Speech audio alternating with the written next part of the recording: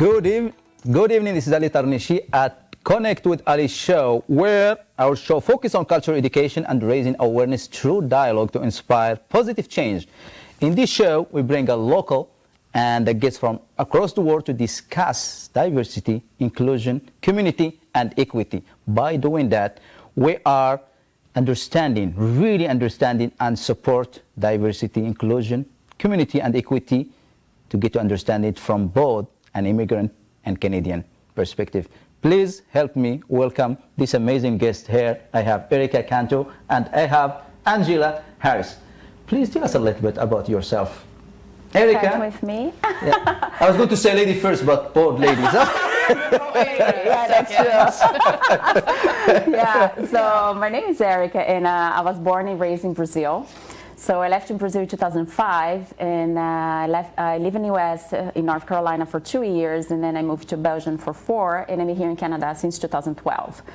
So I've been working in international business for years. I'm really always passionate for language and different cultures, so that's why I chose international business. But then when I moved here 2012, I was a young mom, and my little boy, who is 9 now, he was 6 months. And I just fell in love with the community, and I started doing volunteer work, and then we started with the Viva Moncton Latino Association, with the Brazilian Association, and I started with it, coffee, and then when you see, you're just involved in everything. And then I decided 4 years ago to completely change. So I changed the private for no profit. Okay. So in 2018, 2018, I started work at the United Way as a diversity champion, and I just love it. It was a really beautiful project, but somehow we didn't have the funds to continue.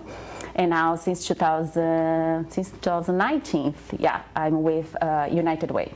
Oh, YWCA. Oh my gosh, I love just both. Sorry, with the YWCA, and running 2 programs. One they call Digital Smarts, another one is Employment My Way.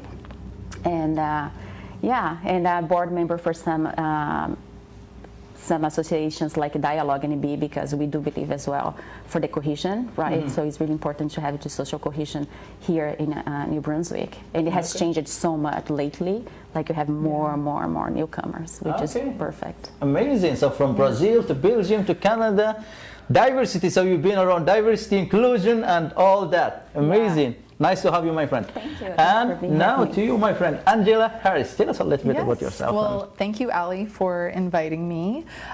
So yes, Angela Harris, and I am an entrepreneur and founder of Work of Heart.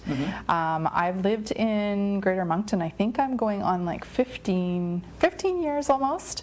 I was actually born in Canada, or sorry, I was not born in Canada. I was born in Germany, but a Canadian citizen. My dad. What's that?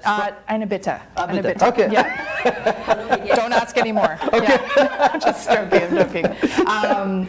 But yeah, so my dad and stepdad were both with the Canadian Forces, and so I was born in Germany, and I used to call myself, when people would ask me where I was from, I would say I'm a child of the world, because I moved mostly all around Canada after Germany, and I moved around a lot as well, when I was doing my studies, and as I said, I moved back to Greater Moncton about 14 years ago, actually would be correct, and I've been here ever since. So. Amazing.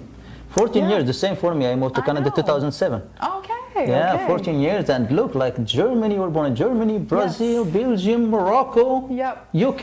It's just diversity, speak louder, and we have all these diverse, amazing people. So that just will lead us to the question, what diversity, inclusion, and equity mean to you? Let's start with diversity. What does diversity mean? Yeah. I can say it means a lot for me, and even myself. Funny story, like I have a black dad and a white mom. So since I was little, I was like, when I was in my mom's family, it's kind of, you're too black. Yeah. When I was my dad's side, like, you're too white.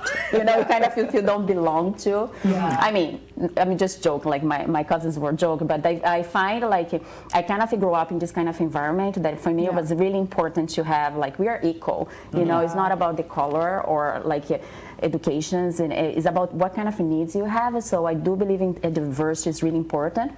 But what I find, like, we have a diversity already everywhere. What is the missing part is the inclusion. So they're both working together. So, and that's why for me it's so important. And even myself, I'm from Brazil, but my ex-husband is from Belgium. So my kids are mixed as well. So two different countries, right? And two different cultures, two different languages. And we decided to move here to Canada, which is like another culture. So for me, it's really important to expose them and them to understand it's normal to be different, and like we complement each other. That's the point. Like we are different. That's amazing. So the stuff is I don't have, you have, and the stuff is you don't have, I have, and then we can kind of exchange this knowledge. So that's why for me, I like diversity and inclusion because I think they are kind of married. Like they cannot be like separately. And and the equity part is more. We don't have the same needs, right? So like even if you have this diversity, this inclusion as well, in the inclusion part, what kind of resources, what kind of information or what kind of tools we can give for this person to be at the same level, for us to be equal, right? 100%. So, Love that. I love that. That's said like in the middle, like black and white, half black, half white, and it's just like Belgium, Brazil, Canada, and it's just like that's amazing. And that's even my kids, like they don't look like my kids. It looks like my mom's granddaughter. That's the beauty of diversity. Just like everyone have their own uniqueness. And I love the way you put it because it's just like they are almost like a marriage, like diversity and inclusion, and they complete each other. Amazing. Amazing. Anything to add, my friend? I mean, I think it's it's interesting. I feel that every day we all learn more, right? And we learn what diversity really means to each of us, and what I would have defined it, 5 years ago or even a year ago is different than the way that I see it now. And I think it's important for all of us to keep, learning and growing and getting educated on things. Diversity sometimes feels very complex, but simply put, it's really just all of our differences, and it applies to, your gender identity, your nationality, your background, your values. Like we're all diverse, and so I think it's just really how we want to interact with each other. So even if you're coming from the same country, right? So we still have this diversity. I find like even in Brazil, like the north and the south are not the same, right? Like they don't look the same, they don't speak the same. So and we still all speaking Portuguese. So even the language has just a slightly difference, right? So 100%, and even in the same family, like I was just gonna say that. I was like, should I bring that up? Are my parents, my family watching? But I think what it boils down to, like I said, it's it's your beliefs, it's your values, it's your human experience, and it's the choices that we make and how we decide that we want to show up and how we want to interact with other people. So, and that can vary from family, like within a family. So 100%, and that just will bring us to the next question, which is diversity is a fact, either we want it or not. It is something that there is black, there is white, there is red, there is green, but inclusion is a choice.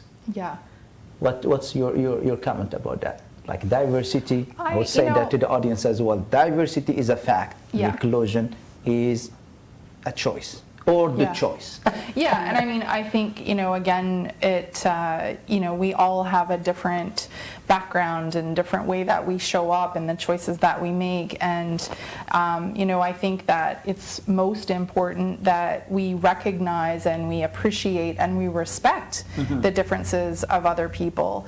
And again, I think that many of us grew up thinking that we were being inclusive, and we grew up thinking that by doing this or saying that or whatever, it was inclusive, and it wasn't. And as I've gotten older, I'm recognizing that we can always do more. And I think from an inclusion perspective, and you kind of brought it up a little bit too, Erica, that recognizing that we're not all on a level playing field. So from an equity or equality perspective, we need to take that into consideration. And so we need to all make a concerted effort to be inclusive and to teach our children to be inclusive. And it starts with the kids, right? So 100%. I really like that, because it's always like It's I heard somebody say, like, diversity is being invited to a party, Right. It's very but nice. the inclusion is being invited to the dance. Yes, it's very And nice. Yeah, she's the one who is brilliant. Yeah. Yeah. Yeah, and equity is being involved into the party. Like you are part of the council, like the organization party. Exactly. Yeah. Yeah, that's amazing. That's why, like for my kids, I usually say when I want to bring some stuff, that I love metaphor. So I usually say like diversity is like all the ingredients we have it, right? So you have like greens or beans or like whatever you have. Yeah. So they are there. If you don't action, they still there. They're not gonna change anything. So the integration, like the inclusion, is really getting them together, and then you can kind of mix them and cook it. So I see like the diverse is the situation, but like you said, it's a choice, but it's an action. So if you don't acting for do something, it's not gonna happen. We cannot have this, you know. So, and I like to cook as well. That's why most of the I like it with cooking. I'm going to Erica's house. I think she just invited us. Yeah, I will. I promise. Yeah. So diversity is about cooking, and inclusion about invited to eat what Erica is cooking. Is it? She's making salad, I think, is what I heard. Yeah. Yeah, you brought food. That's all. Yeah, I'm like, People love food. I love to cook. I would be really glad. You know, but that's good. I totally agree with you. It's almost like pizza when you have like green pepper, you have tomato, you have stuff, and it's all look colorful. It look beautiful. But what I'm going to choose to put on that pizza? Yes. It's like a team. I'm going to make a team to play soccer.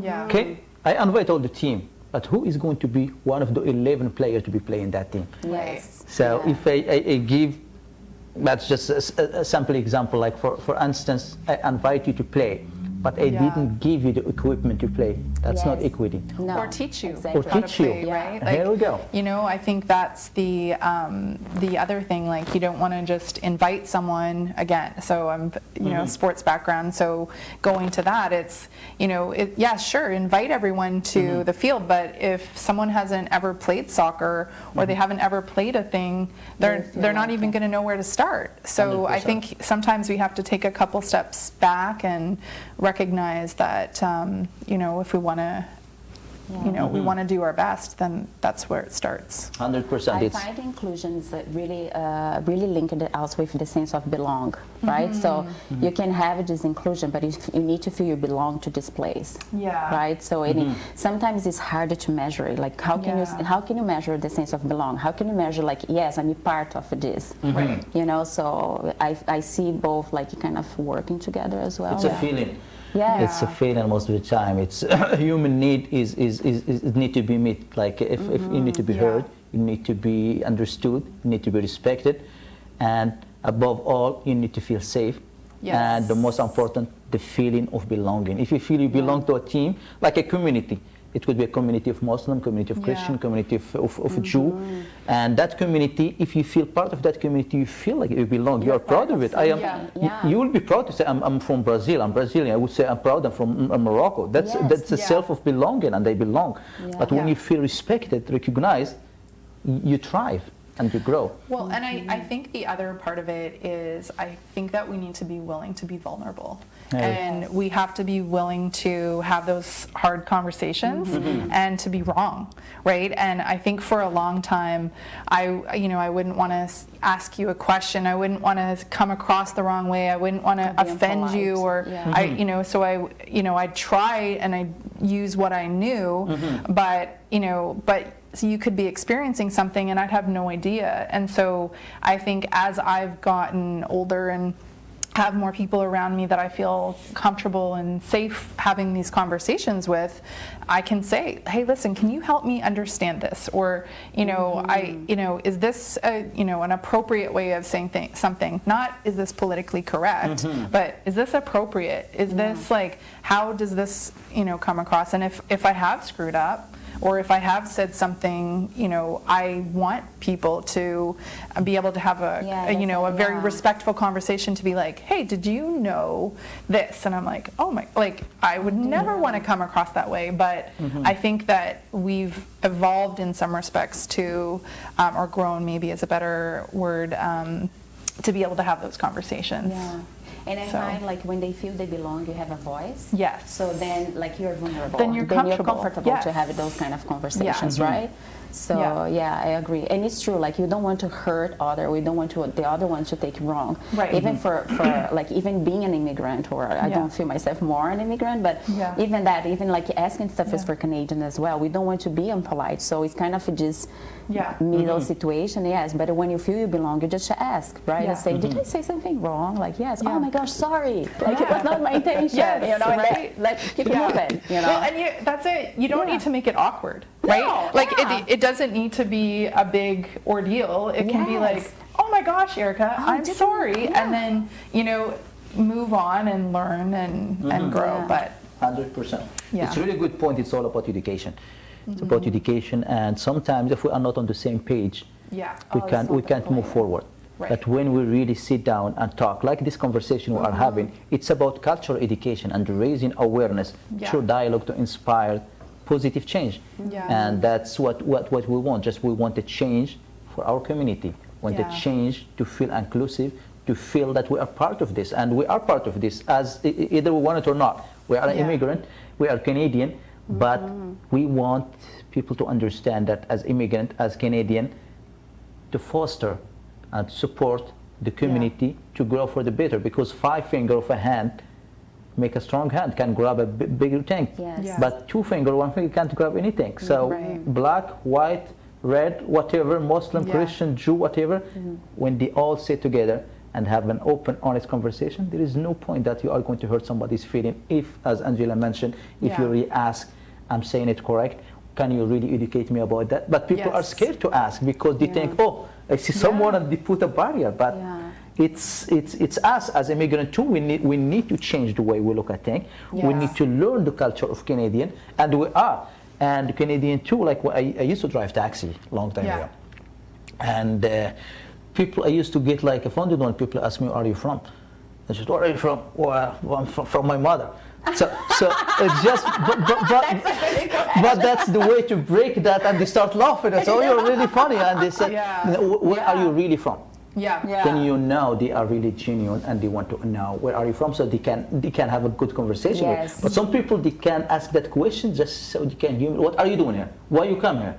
So those questions, so it is sometimes about education, as I always talk. And when I talk to them and we discuss, we really have like a common ground. We are discussing and we're having a nice conversation, and it's all starts with education. And sometimes you have to be vulnerable. Yes, I am here and I come to a new country and I'm willing to learn the culture. And I'm part of this community, so let's grow together and build a good community to be one family. And that just brings me to the next question. That will be 3 minutes. Let's squeeze it and maybe we'll come back. In your opinion, what is the most challenging aspect of working in a diverse environment? In your opinion, what is your most challenging aspect of working in a diverse environment? You can leave that in a comment as well in our channel, and we will look at that. So anybody can jump to that question. I think I can say something. It's funny because we cannot make everybody happy. I think that's the challenge, right? And not everybody has this open mind, open heart. I even not say open mind, like open heart, right? So sometimes you don't have the knowledge, but if you have the will, this heart to open to understand and to ask. So I think the challenge is really, we are always gonna have someone who's not happy. And be okay with that. I think that for us, I learned that I want to make sure everybody's happy, like make everybody's comfortable. I mean, learning to like, sometimes I say to myself, Erica, some people are not gonna be happy, and be okay with that. You can try, but you cannot take a decisions for other. I cannot take a decisions for that people or for that person or for, So that's, I think, is the most challenge, because you feel like you're just exploding, want to show like, that's so nice, we can do so many stuff together, and then like, block. Like you cannot do anything. No smile, nothing. Did I do something wrong or what? Yes, and like, did I do something wrong? But anyways, I think that's the most challenge. For me, at least, and be okay with that is really hard, because I want everybody to be part of. And some people, when I feel the person or the group is not part of, it's kind of hurt but it's kind of like a communication, right? It's both ways. So you have to be open, and then we can, Well, and I think, you brought it up to Ellie earlier, but all of us just want to be seen and heard, right? Like we want people to understand where we're coming from, and the reality is we're always going to have interactions with people and things going on, and there's times where we're never going to see things the same way. And it doesn't, of course, everyone's not going to be happy, but as strong as my argument might be, or whatever I say, there's going to be times where you might not agree with me. And I think that can be a challenge for many people, like to, especially when they get like very, strong and focused and opinionated about something that they don't understand where someone else is coming from. And so it can get very, argumentative or confrontational. And I think the reality is, as I said, we can have respectful conversations and agree to disagree, and to like, I can have my beliefs and you can have your beliefs, and we can still being together, be strong together, be strong together. And but I do think overall that would be a definite challenge for people. 100%. What an amazing topic. We will be right back after the break. Thank you very much.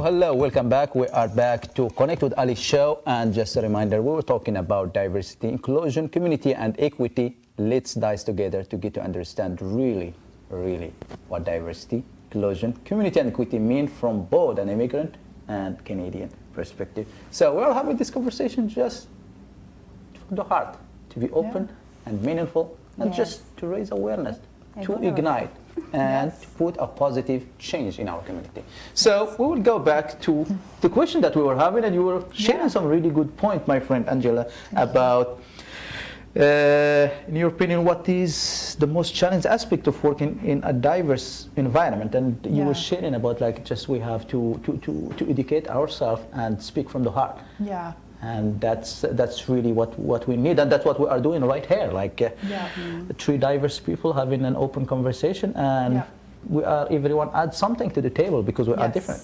Yeah, and I think that's what it boils down to, is respectful conversation, and being willing to, as I said, be wrong or to be vulnerable, and to ask for help and to learn how we can do better. 100%. And a lot of people, as you mentioned, my friend, as Erika mentioned earlier too, some people are scared to do mistakes. Some people are afraid to be wrong. It's okay to be wrong. It's okay to ask questions. It's okay if you feel like you hurting somebody's feeling.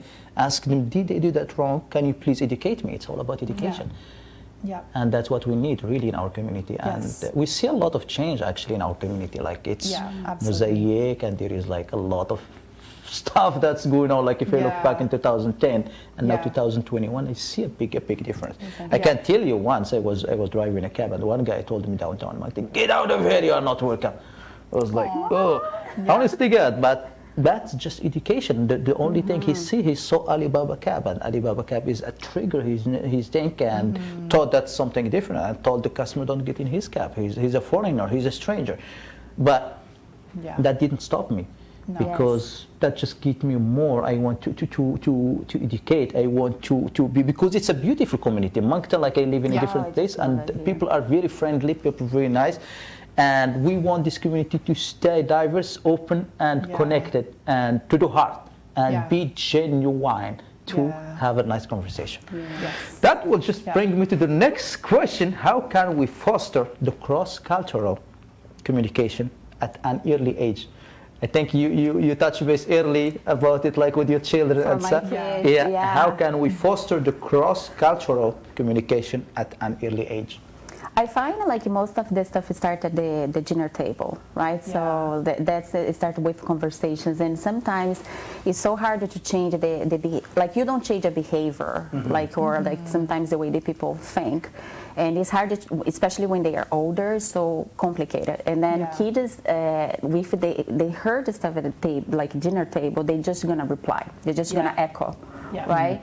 So I believe if we have, as they say, like if we have at the schools, kind of part of the curriculum, you know, what is diversity, what is inclusion, what especially now with all different genders, you know, and all this stuff. So I find it's important if you can have that at school, because one of the stuff is I realized one of the projects I have was a neighborhood. When I was working as a diversity champion, when we talk with the kids, they were talk at school, but when they are in the neighborhood, they didn't talk each other because the parents didn't talk, right? So it's not, and you feel like why, like you know, they respected the parents, but it's still like they don't have bias. So I think it's important to not only bring, like we bring that to the school, but find some ways how can you empower this youth. Like it's information, but should like I don't know, give them some kind of a structure to be like to own. Like we need to kind of give some ways, like to give, like have them to own this voice, you know, and feel okay to talk with the parents, you know, and say no, daddy, or no, mom, like whatever, it's okay. They are nice, you know, even if they are not born and raised here. So I truly believe in the school system, but. I find it's we still need to have just champions in the neighborhood to kind of complement it, you know, like all the job that the schools are doing. Do you see it? So that's more or less how I see. But it's a challenge. Like it's not if it's not part of the curriculum, it's complicated. It's kind of a racism, right? So you kind of have the same. Well, and I think, you know, to your point, Erica, I think that especially with children, it starts with us, right? It starts with us as parents, and I think. You know, in our family and many people I know, it's having those like open conversations, and you know, I try to be very to the point, and I try to you know, I've tried to make it so that my kids can ask me anything. And I think that, you know, the same as I want to be able to have conversations with other people, I want my children to be able to come and ask me questions about diversity or about, you know, different things that they see or that, you know, that they don't understand. And you know, I think it starts with us. And I do agree with you. I'm seeing a lot more from my children. I'm hearing more things come home. You know, they're definitely more willing to talk about, you know, Ramadan, or they're talking about, you know, they're talking about pronouns, and they're talking about things that when we were growing up, or even like I said, 5-10 years ago, we weren't having these conversations as adults, right? So I think it's amazing that our kids are coming home and they're learning about different things, and we can say, yeah, okay, it's this, or, you know, let's be kind and respectful, and you know, and if I don't know about something, then we Google it. Right? Yeah. We're looking for something for that. I agree. 100%. Yeah, it's cross-cultural. It's all start with the parent, 100%, and just lead them, like think for themselves. That's one thing that parent mostly does. Like they just like don't let the children think for themselves or think out of the box. Like don't do that. And how many times, like if we just put, like if you go to the daycare and you see all the kids playing together, like they don't say that's black, that's Muslim, that they play. Tell the parents, no, don't play with that, don't play with that, don't do that. And the child start like looking, what did they do wrong? And they start growing with that from an early age. But if we just lead them like go, like be spontaneous, and just as you shared, like talk about anything. Don't be afraid and discuss, because we'll learn from our mistake and we'll learn by doing. Yes. We learn by doing. Definitely. 100%. And anything we can add before we move to the next question? Like cross-cultural. Oh, listen, Eric and I could talk for like hours. So before. how long is the show? I don't know. Like, what's really good? Trying to keep it tight. And you're like, stop it. All right, let's move to the next one. So this is I'm going to turn my hat on this question. Yeah. Because this is effort to foster diversity without equitable practice and intentional inclusion will always fall short. Effort to foster diversity without equitable practice and intentional inclusion will always fall short. What do you think of that? We can talk all as much as we want about diversity, but if there is no inclusion, or intention, right? Sometimes yeah, I think I liked that part of it. Yeah, it was the intention. Yeah. And it was interesting when I saw that question, you know, and I don't want to get caught up on semantics, but I'll get caught up on semantics. I don't think that we can say it will always fail. Is that what you said? Always fail? Because the reality is we all have different experiences and we all have, you know, different things that we bring to the table. And I think, you know, there's times where you can be in at an event or in a workplace, and if the culture, you know, when I'm talking about workplace culture, if the workplace culture is positive and inclusive, like just the people themselves have already shown up that way, then, you know, I don't think that you will say it will always fail, because in that situation, I think with the right leadership and the right encouragement, you would probably be okay. But for the most part, I think we do need to be intentional, and we do need to do more, and we need to be, you know, we need to kind of have those check boxes. It doesn't need to be a formal thing, but we need to go, you know, okay, have we done this? Have we, you know, what are we doing about that? Like a mental checklist, if you will, to be like, all right, where are we at? And are we being inclusive? And as I said earlier, you know, providing a safe space for people to challenge us and to say, hey, you know, have you thought about this? You know, at some of my events, over the years, people have asked me questions about different, you know, different inclusive types of things, and you know, I welcome those conversations because I want people to feel welcome, and I want, you know, that our community to be that way as well. So, but 100%. I think it's intention. And I find, like, as you mentioned, you need to be intentional. It's hard because it's easy to be in your comfortable zone. Yeah. You know, so being intentional, being like you're gonna have to get out from your comfortable zone and be exposed. So that's really hard. So that's why you need to be intentional on what you're doing. Otherwise, it's not gonna, you know, it's not gonna work. But I totally agree with you. Yeah. Well, and I think, you know, I've learned, you know, especially over the last year with things that are happening in the world and things that are happening around us. You know, I said this to you. I'm like, I thought I was doing a pretty good job. Right? Like I thought that I have a big heart and I have the best of intentions, and, you know, I do my best to be kind and respectful, but there are things that I think that we need to have more conversations about, and we need to recognize that that we can do better and we can do more, and 100%. Yeah. When I share, like, it's always fall. Like like a company will say everything about diversity. Yeah. But if there is not equitable practices, like they are not having equity, that definitely will fall. Like people, they are not. Just I'll give you, for example, an example. If I invite all of you for supper at my house, all of you, and they have one table right there and one table right there, Angela and Hillary are sitting at this table. Yeah. And they will treat me the best treatment. Erica and Joe, they will be sitting at that table. I don't even talk at them. I don't even talk to them. I don't even look at them. Even I serve the most amazing, delicious food. Yes.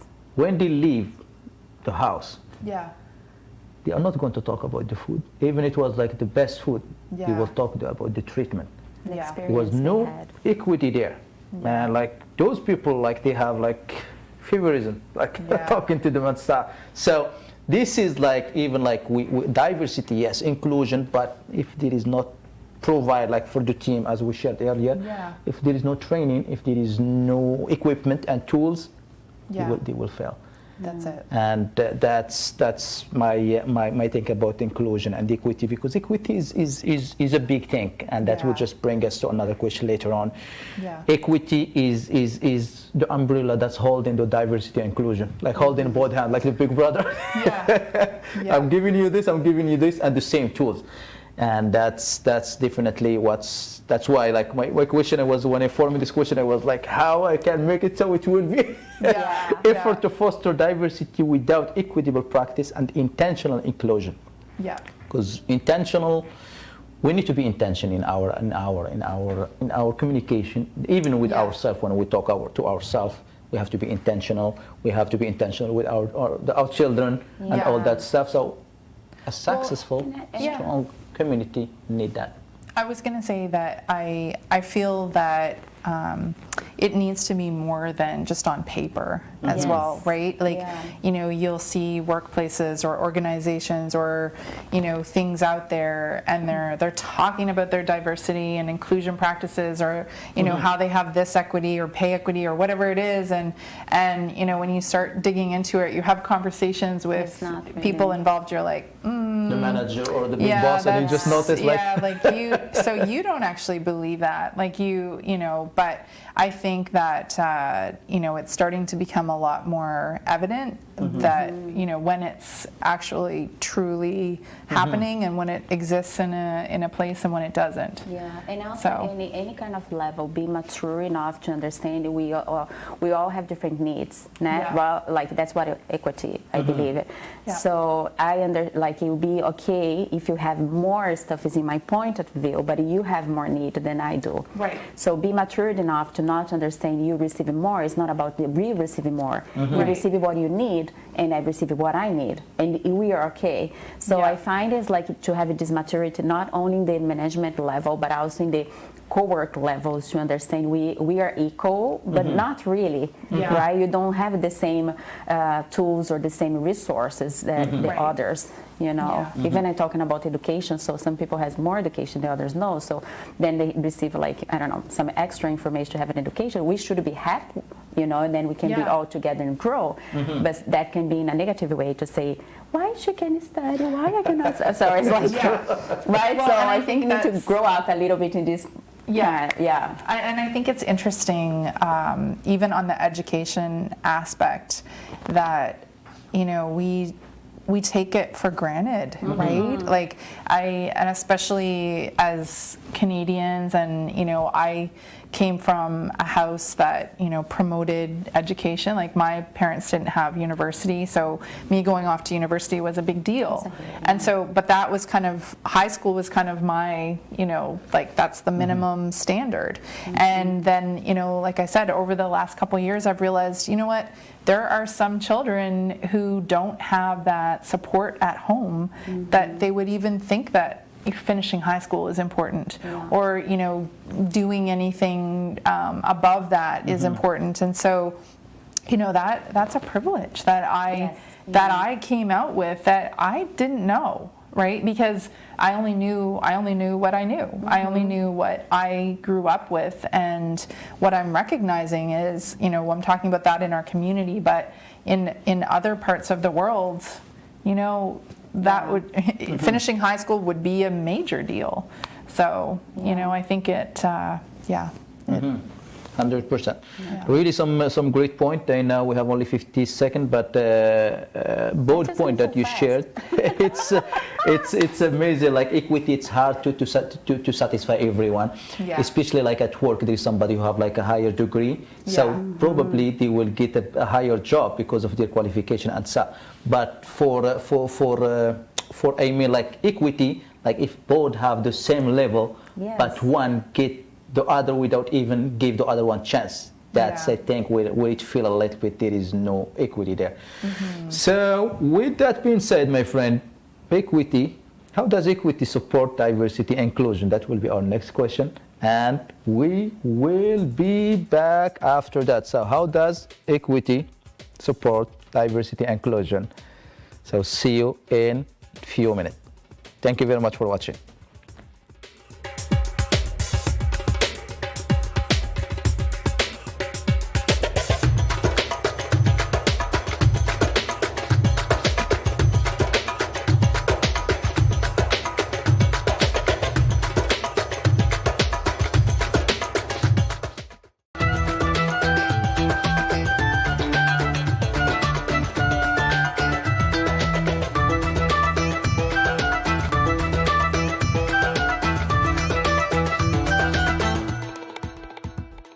Hello again. Here we are at Connect with Ali Show. We are discussing diversity, inclusion, community, and equity, and just to get to understand it from Canadian and immigrant perspective. And we'll go back to the question where we stop at: how does equity support diversity and inclusion?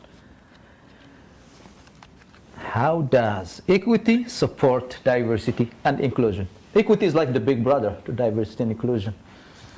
Yeah, I mean, when we start talking about social equity and where people are at, I think, to your point earlier, I think we need to look at individual needs, and we need to assess situations, as we see them, and not forget about common sense, right? Because a lot of times, especially over the last few years, we've been like, no, okay, you have to have a woman, or you have to have this, or you have to, you have to have a new immigrant, or it's been kind of very factual and very pointed. But I think at the end of the day, what we need to be doing is looking at situations and looking at where people are coming from, and what they might need more support with, or what they might need an accommodation with, right? So I think that, and that is what would make us make it equitable, and make it that we're on the same playing field to do something. So that's my 100% accommodation, and providing all the resources and the tools for people to succeed. Yes. And that's what we need, really. That's what I also, you add. Like, I think it's like find what is the resources, what are the tools they needed to be able to moving forward. Right. Right? Like, you have the diversity and it all included, but then you kind of have this lack of, they are included but not really included, because they are not in the same level of education, or not the same level of language, or so. Right. What they, especially language, I find like, for newcomers, they do have the resources they needed, but if they don't have the language, it's kind of they don't have anything. Right? So equity is kind of, okay, let's provide this English class or this French class to be able to make sure they are like they are part of the community, right? And that sometimes is hard to. I think sometimes, and I say for myself as well, I don't have the maturity to understand. But why does this person? But then I have to stop and say, Erica. Like, yes, they do need, because that's the way for them to be successful, right? To be able to move forward for the next step, and it's still here in this community, and you still add value. So you just add value, or you just share what you have, if you have, right? So you cannot share something you don't have. So I think equity is pretty much like that. Give them the resource, because they have way more stuff to share. But then you give one thing, the other stuff is gonna shine. Yeah, 100%. It's the resources and the access to the resources. That's the big thing. Like we have like equity. How does equity support diversity and inclusion? And you both share really some really important point. Resources, tool, but access and equality. Because when everyone feel like three of us are here, and we have access to the resources and stuff. So if me and Angela have access to the support, and Erica doesn't, and we give a test at the end, and they said, okay, definitely Erica won't pass, but that's not fair, because equity is about fairness. It's about everyone have the same chance to succeed and to pass. And I find another thing is important to understand as well.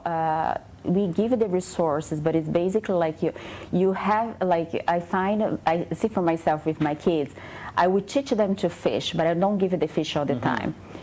So we can give the resources maybe the first or the second time, and just for the person to feel comfortable. But then I find like we still need to this teaching part to be able to, for them to do themselves. Otherwise, they're gonna be comfortable and just feel like we are receiving. But it's not about receiving; it's about learning how to make yourself.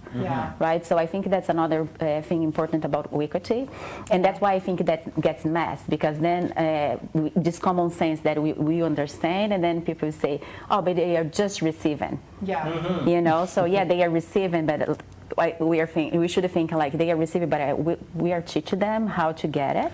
Well, and I think some of it is like when you're talking, I'm like, well, and I think it's, some of it is like teaching people to be resourceful, you know, and teaching people to challenge something if they don't agree with it, right? Or to find out more information. But for me, you know, I would be like, okay, well, you didn't give me what I needed, or like, I can't find this, so I'm going to go there. I'm going to go there. I'm going to go there. You know, and some of it could be my personality, but you know, but I also think that, you know, you'll see some people that are not comfortable, you know, someone gives them an answer and they're like, okay, well, I guess that's it, right? Like, I'm not allowed to do this, or I'm not going to succeed at this, or I'm never going to go past, you know, high school, or I'm not going to try for that job because I don't have this skill. Whereas, you know, there probably are resources and things to help, but people don't know how to access them. Yeah, that's true. 100%. Yeah. It's also like it's a matter also of it take personality to deal, like there is different type of personality. So as you said, like you could say no, somebody could take it personally and they stop and shut down there and they can't move forward. Right. So you know each one's skills, you know each one like ability, so you assist them, you guide them, you mentor them, and you train them.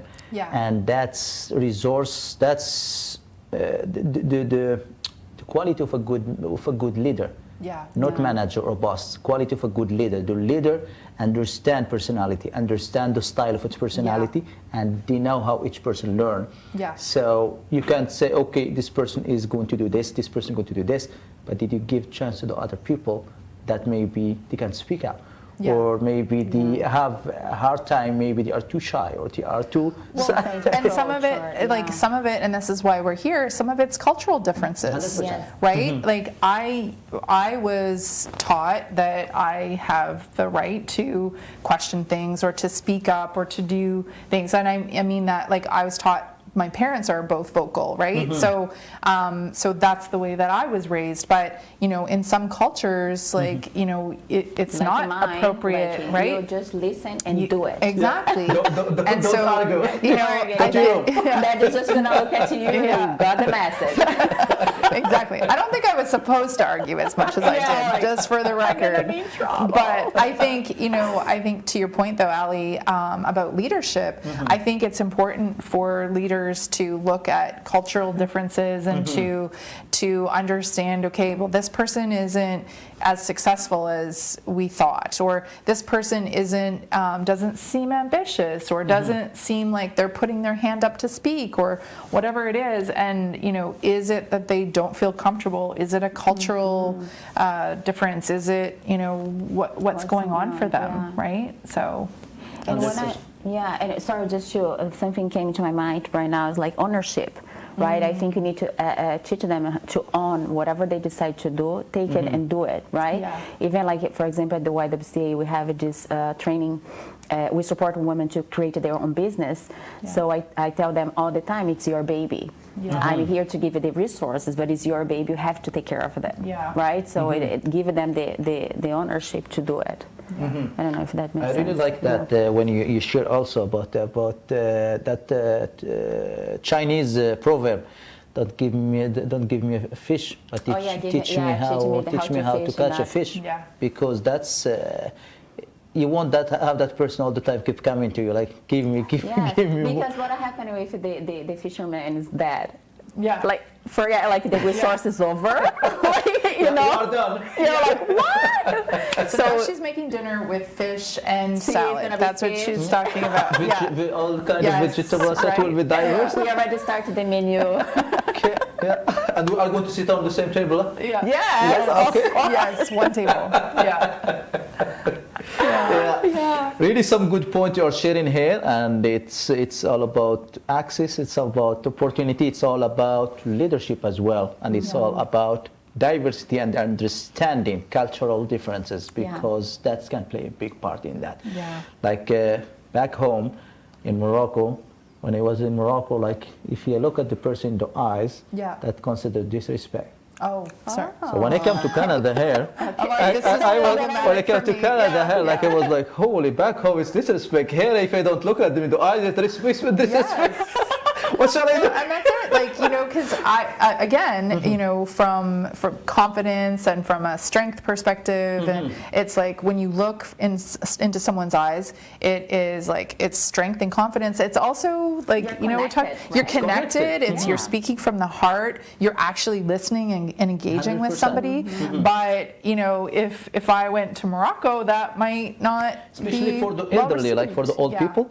Like if you look at somebody older than you, it's considered disrespect, like your father or your grandfather or your cousin. You look at them in the eyes, so you have to talk, show respect, like yes. Bold and But when I come here, I was really having a hard time. Like when Yeah. talking to people and looking into eyes, I just Yeah. like look at this and they look at me like, Yeah. what's What your do you- eyes? What is your eyes? what's- What are you looking at? Yeah, what's going on? Then I was like, then I realized it's like it's in communication too. Like to be a good Okay. speaker, you Yeah. have to look at people in the eyes just to show you are genuine. You are Yes. like you speaking from the heart, and they can trust you.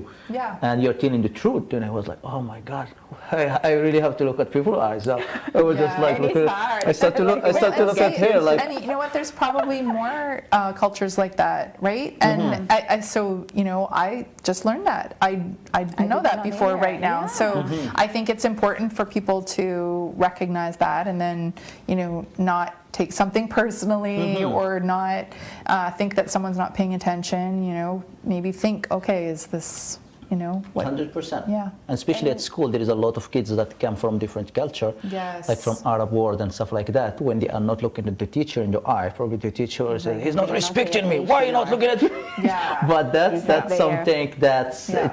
it's a learning experience. Just like people like get to understand and asking question. That's a big thing in anything. Just asking Yeah. question will lead to answer 100%. Yeah. And we have 2 minutes, and let's wrap up to this quick question. I know it is, what some of the activity you would like to see in our community to foster and cultivate diversity?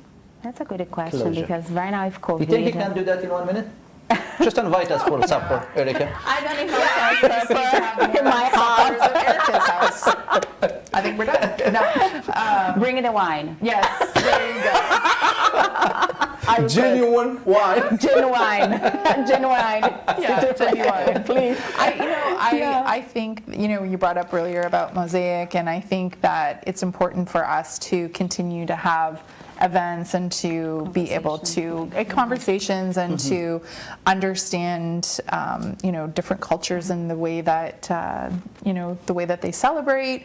I think it's important for us as adults and for our kids too. So I think in our, you know, in the greater Moncton area, you know, I think it's important for us to keep doing that in a COVID friendly manner, yeah. obviously. So But I find, like, if I compare when I moved here 2012, and then I find like 2016 was kind of a boom, and somehow like we have adjusted Yes. a lot of different cultures, and it is the associations, the multicultural associations, doing like a beautiful job, right? So I think it's a channel for us to access them, and you'll be able to learn more from them.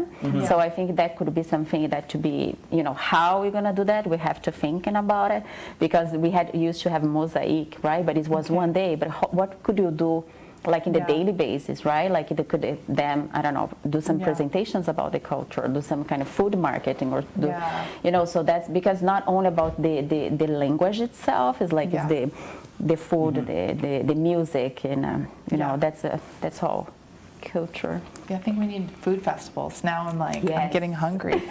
Me too. Yeah, talking I about didn't the cook food. yet. Yeah, don't talk about the food and fasting. So I will be eating. Thank you very much, everyone, for this amazing. I just would like to wish a happy feast and Eid Mubarak. I know the feast is tomorrow for all the Muslim in the community. So happy feast and Eid Mubarak Sa'id. So if you see any Arab or any Muslim, that's the expression, happy feast or Eid Mubarak. Happy feast. Eid Mubarak. So thank you very much, everyone, for watching, and have a wonderful day.